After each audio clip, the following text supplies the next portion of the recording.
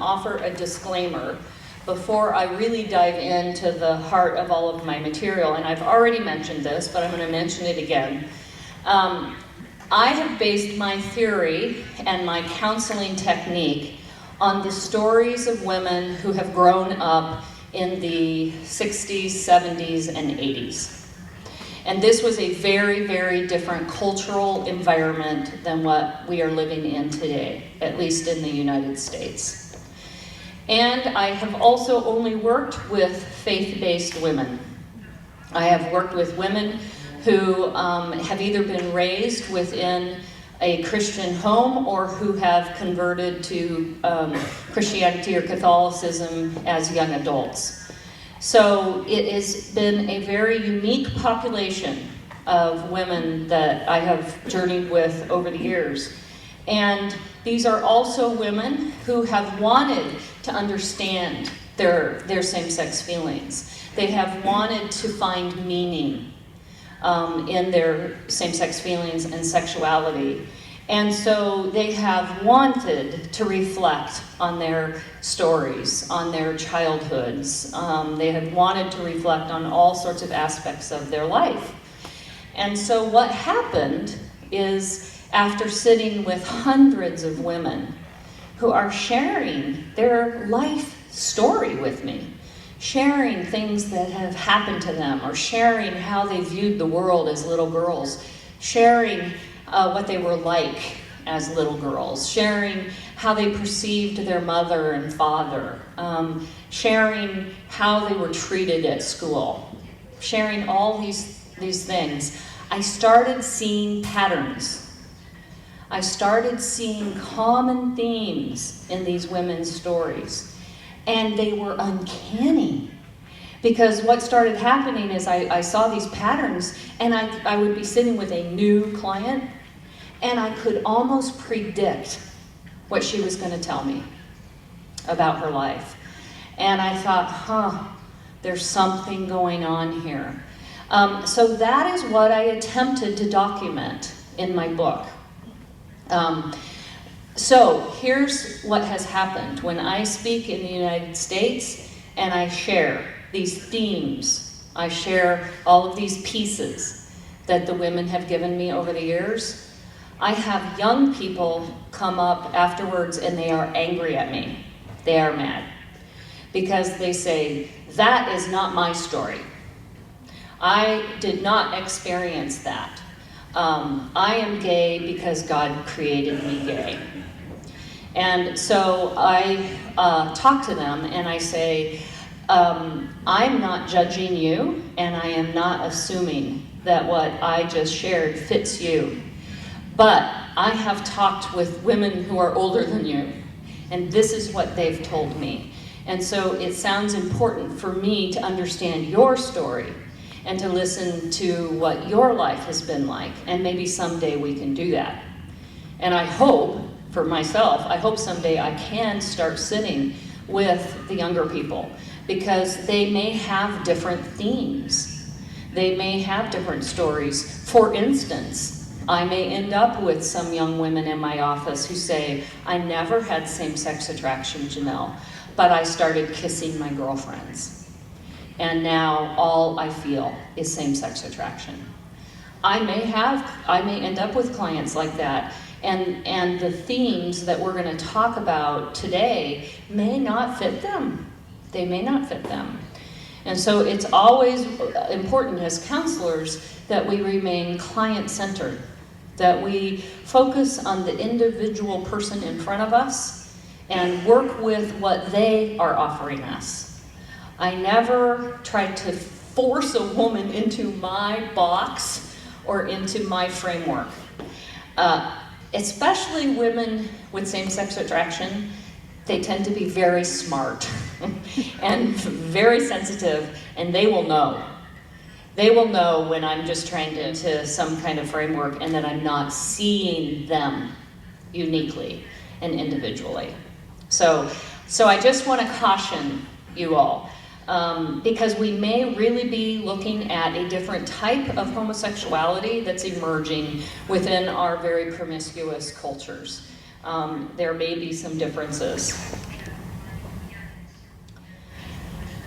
Okay, so before we start talking about, I'm not going to go deeply into the causes of homosexuality in terms of the research that's out there, but I do want to touch on it.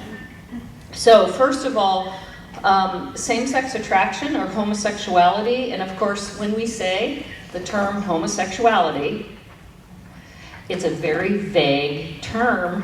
What are we really talking about? Are we talking about a person's feelings? Are we talking about their identity? Are we talking about their behavior? So we need to be careful using the term homosexuality. It's broad and vague. And if we make blanket statements about homosexuality, they could be really wrong. For instance, and I'm always talking to theology students about this, because they will like to say, the Bible says homosexuality is wrong. And I say, well, what do you mean by homosexuality? Are you saying that a woman who has same-sex attractions is wrong? If she has no behavior, she does not identify as a homosexual, but she has temptations, she has this draw to other women. Are you saying she is wrong? Like she is a bad person? Is that what you're saying? Because I don't believe that. I believe that men and women with same-sex attraction are made in the image of God and have value and worth as much as I do or anybody. They are human beings with longings that God planted in them for relationship and closeness and a sense of self and unique destiny. So I'm not prepared to say that a person with same-sex attraction is bad or even wrong in their core. So we have to be very careful, okay? Using the term homosexuality in a broad way, because people will misunderstand what we're saying.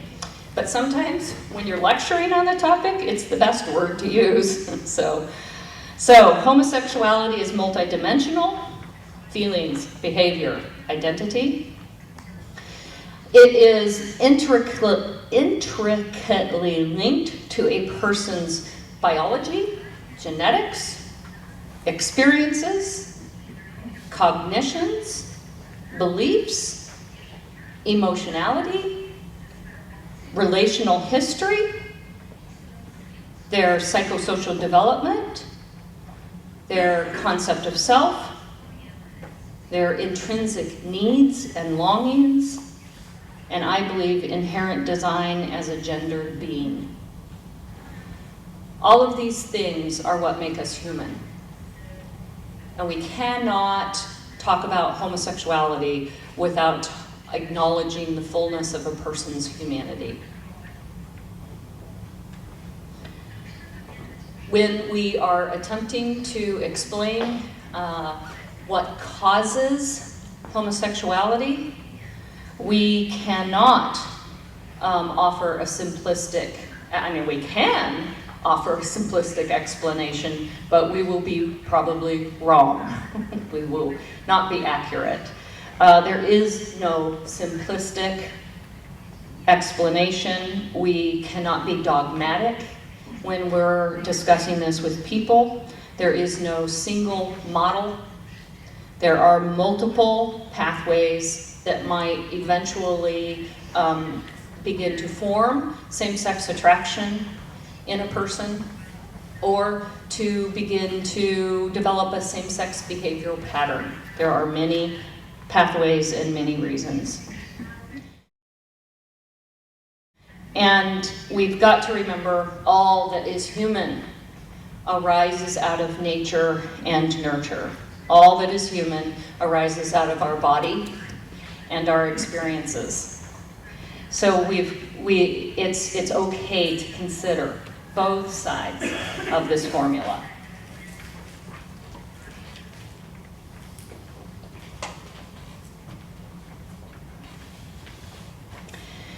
And it's also useful to sometimes take a little bit of time to ponder.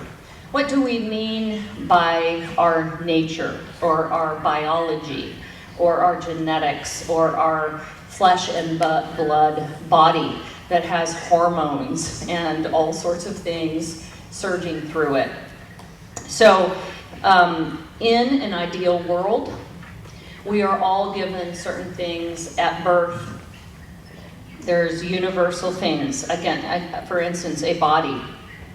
We have the 5 senses. We have a brain. We have the ability to think, to abstract. We've got emotions. We have volition. We have the power to choose as human beings made in the image of God.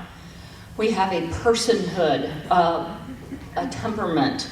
We have spirit, and we have sinful nature. So we all have these aspects, but what we often forget is that they come in very, very unique form. Look at everybody in this room and how different we look. There's a lot of uniqueness. So let's just think about body size and shape. And I want you to think back to when you were 12 years old and whether you liked your body shape or whether you liked your body size. I have worked with many men with same-sex attraction who felt at 12 years old they were very small, they were very thin and tiny, and a lot of the other boys were much bigger than they were. And this left the smaller boys feeling very insecure in their maleness, very insecure in their manhood. And then it came time to play sports. And the big boys could throw the balls and it could run a lot faster and could wrestle one another and did great. And this small little boy could not throw the ball very well. He was not very athletic. And he didn't enjoy it. So again, this left him feeling very, very insecure and almost as if there was something wrong with him. And he didn't know how to connect with the other little boys. And it began to create this sense of need and longing in him to fit in with the other boys, to fit in with the world of men. He didn't feel as if he was even man. He felt inadequate. And often what we'll hear in the stories of men is that at puberty, they begin to experience some sexualizing that gets connected with this longing to be like the other boys, a longing to be with the other boys, to fit in with the other boys. Similar things can happen with girls, but it sounds different. In this day and age, little girls walking through schools after they have gone through puberty and have started developing in their body are often made fun of by the boys. The girls can make fun of them if they have large breasts. Sometimes the boys walk through the halls and try to touch the woman or the young girl. And so this young girl begins to hate parts of her body. She doesn't like the fact that she has big breasts. She's not ready to be fully woman. She's afraid. And so she begins to despise herself because she's in some ways being violated because of her body. And she begins to despise herself. And she also begins to despise boys because boys are mistreating her. And so that, depending on how long that goes and to what degree that continues, she can form a wall to say, I will never trust a man. I can never be safe with a man. And yet she still has longings, right, for closeness. And so she finds that her longings to be safe with her girlfriends increase. And at some point, sexualized feelings may also emerge, where she just wants to be held. So see how important just this nature piece can be. We have different temperaments. We have unique temperaments. We have different organ sizes, different IQ levels. We have different speeds of maturing. This can all affect how we see ourselves, how we view ourselves, and we're not neutral. We are not neutral. We are gendered beings. We are male or female. I agree that there are some instances where chromosomes are confused, but I'm talking kind of ideally, and in a perfect world, we are male or female, and so everything that we experience in life is taken through this lens of, am I okay as a girl? Am I okay or enough as a boy? And so just what happens to us because of our genetics and our unique creation can deeply affect our self-image, can deeply begin to affect whether or not we like being a girl or a boy, or whether we think it's good or not good. So we don't want to minimize this part of the equation, the biology, the genetics, the nature part of life. And then we come into nurture, which is understood more as our experiences, our development. And so I like to have people brainstorm, what are all of the events and people that affect us as children, as we're growing up? And this is a very short list, actually. But who or what can affect our development and our experiences in life? And so, of course, parents, siblings, aunts and uncles, teachers, school friends, neighborhood friends, babysitters, cousins, other relatives, grandparents. Our tragedies, our traumas, our abuses deeply, deeply affect our development. Our successes. When a child has a success, they often can begin to believe that they are competent, that they are okay, they can handle the world. But a child who experiences more failure than success is beginning to believe they are not okay. And again, gender, it's not just I am not okay, it's probably I am not okay as a boy, I am not okay as a girl. So disappointments, the church, all the influences that come from the church and the family system as a whole, the dynamic, the type of attachment that is happening within a family system. Is it a secure attachment or is it an insecure type of attachment? And then we have culture and the media. And at this point, I believe that the media, culture, is having a larger influence in forming our children than sometimes even the family system. This is a very difficult world that we're living in, not to mention that now teenagers especially prefer using technology to communicate to one another. So they would rather text or use Facebook or some other messaging system. And often I will see a group of teenagers at a restaurant sitting at a table together, and they are all on their phones. They're not looking at each other and talking. They're just checking their Facebook page and all their friends' Facebook page. What is this doing to their relational capacities? What is this doing in terms of the fact that we need, as human beings, we need eye-to-eye contact. We need the face of another to affirm us, to smile back at us, to help us understand who we are, especially as teenagers. And this is not happening. And I'm not sure. I'm really not sure what we're going to end up with in terms of many, many different mental health issues and disorders, because kids are not getting their love needs fully met. And I worry that we are becoming machines instead of human beings. So There's all sorts of experiences, obviously, that can wound us and leave us to believe very, very negative things about us. And that is another part of nurture, is that it's not that we are just victim to our environment or victim to our biology or genetics. We are not. We are not predetermined.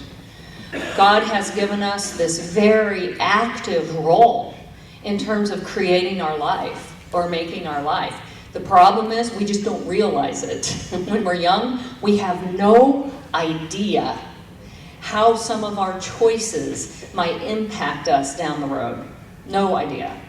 So, for instance, I have reactions. I feel certain emotions. And I may actually, over time, kind of get into a neuro pathway where I just have the same reaction over and over and over again. And pretty soon I don't even know how to react differently. Anything that comes close to triggering anger in me, now I just rage and I'm angry all the time. And what is that doing? It's shutting down other emotions that I need to experience, that I need to be able to take in.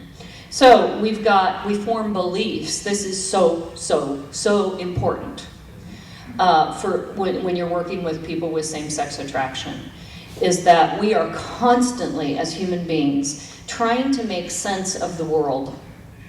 And so we are formulating our sometimes childlike explanations of how the world works. And so here's one, where mom and dad fight all the time. And I see mom and dad fighting all the time, and it makes me very scared. It makes me very sad. And I don't like it. And I need to be able to understand, why are mom and dad fighting all the time? And I want also, as a child, I want to have some power. I want to be able to have power to maybe change my world. So I'm contemplating, why is mom and dad fighting? And I think, oh, I know why. It's because there's something wrong with me. I must be bad, and I'm making mom and dad angry and fighting. And so there's something wrong with me. But if it's wrong with me, then maybe I can make myself a better little girl or a better little boy. And so I try to change myself to be something so that I can make mom and dad happy. Very rarely does a child come up with an explanation about the world that says, mom and dad are being very immature. It just doesn't happen. Not to mention that the child has no power to make mom and dad mature. So the explanation is usually always about themselves, the child. And so this becomes the foundation for our self-image and our kind of personal identity, is how we are believing the world to work, our explanations of how the world works. Core beliefs are very, very powerful in driving a person's life. And here's a core belief, here's one core belief that many women with same-sex attraction have, is that no man is safe, or no man will ever love me, or I am not pretty enough to be loved by a man. Okay, if those beliefs are solid inside a woman, then how does she even have an open door? How is there any option for her other than to find her closeness with women? And so we have to understand these belief systems and work with these belief systems inside women. They're very, very powerful. So we also make promises. As kids, we make vows and promises. If I have been sexually abused as a woman or as a little girl, and it was by an older boy, my vow or promise is, I will never be vulnerable again with a male. I will never let myself get close again with a boy or male.